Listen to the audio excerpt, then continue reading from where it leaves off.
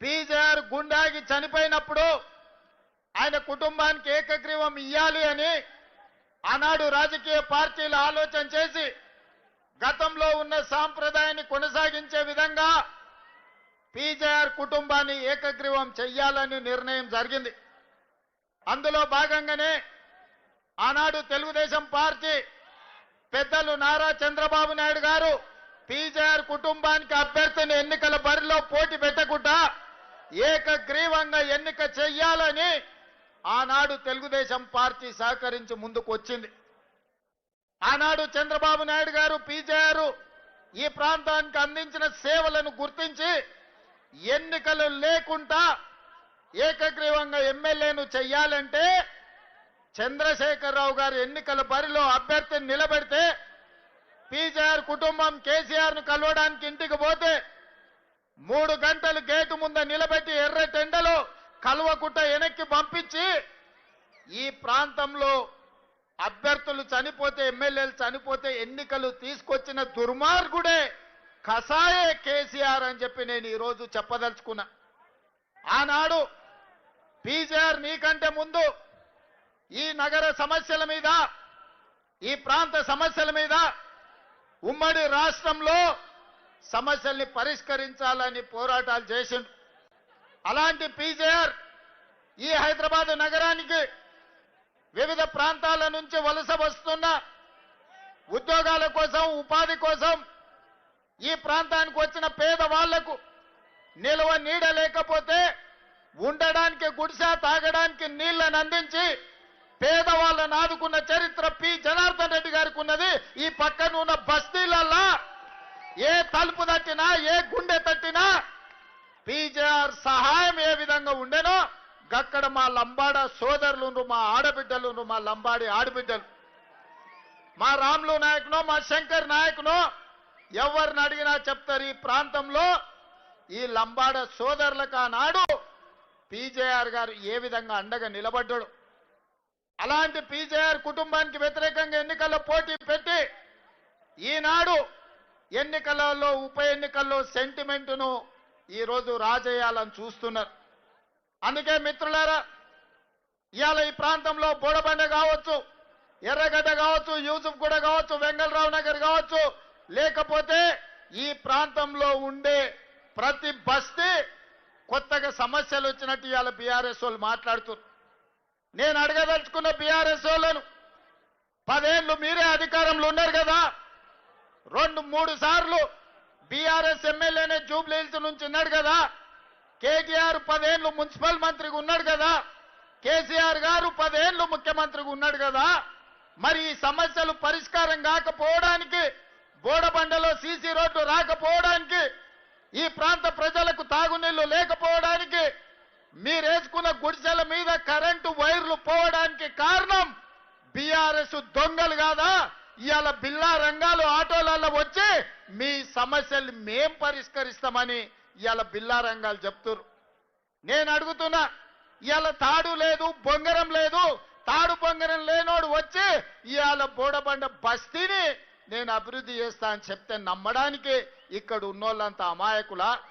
మా పాలమూరోళ్ళు మంచోళ్ళే కానీ మా పాలమూరోళ్ళు ఏం అమాయకులు కాదు.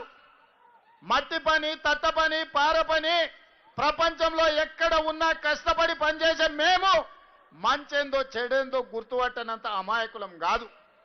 అందుకే ఇవాళ మమ్మల్ని నమ్మించి మోసం చేస్తే ఏమైతుందో పాలమూరు జిల్లాలో చూసిండ్రు బీఆర్ఎస్ వాళ్ళు. ఈసారి జూబ్లీ హిల్స్ లో చూడబోతున్నారు.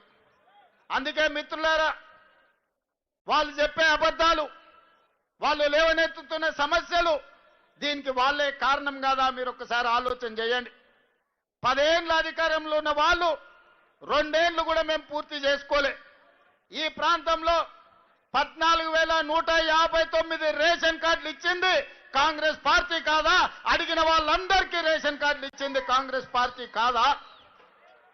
ఇవాళ పేదవాళ్ళ ఇళ్లల్లో 200 యూనిట్లు ఉచిత కరెంట్ ఇచ్చి కరెంటు బిల్లు కట్టాల్సిన పని లేదు. పేదల ఇళ్లలో వెలుగులు నింపాలి, పేదోళ్ళ కళ్ళల్లో సంతోషాన్ని చూడాలి అని ఇవాళ ఇందిరమ్మ రాజ్యంలో మీ బస్తీలలో మీ ఇండ్లకు ఉచితంగా కరెంట్ ఇస్తున్న మాట వాస్తవం కాదా? ఇవాళ ఇదే కాదు, ఆనాడు రేషన్ షాపుల్లో దొడ్డు బియ్యం కేసీఆర్ ఇస్తే ఆ దొడ్డు బియ్యము పశువుల దానాకు పంపించేది మా ఆడబిడ్డలు, మా లంబాడి ఆడబిడ్డలు ఈడు ఉన్నారు. ఆనాడు ఎవరన్నా కేసీఆర్ ఇచ్చిన బియ్యం తిన్నారా?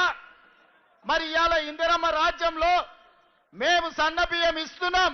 ఇవాళ ప్రతి కుటుంబానికి ప్రతి మనిషికి 6 కిలోల దాకా సన్న బియ్యం ఇస్తున్నాం.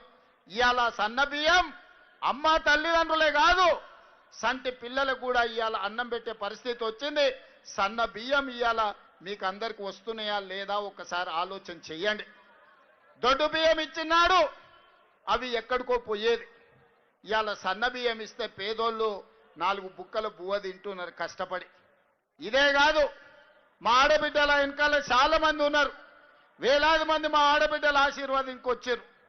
మా ఆడబిడ్డలు పనికి పోవాలన్నా, లేకపోతే పండుగ పూట అమ్మగారింటికి పోవాలన్నా, లేకపోతే అమ్మవారి దర్శనం చేసుకోవాలన్నా, బల్కమ్మపేట ఎల్లమ్మ దర్శించుకోవాలన్నా, లేకపోతే యాదగిరిగుట్ట లక్ష్మీ నరసింహస్వామిని దర్శించుకోవాలన్నా ఇంటాయన కిరాయి పైసలు ఇస్తే తప్ప పోవాలి.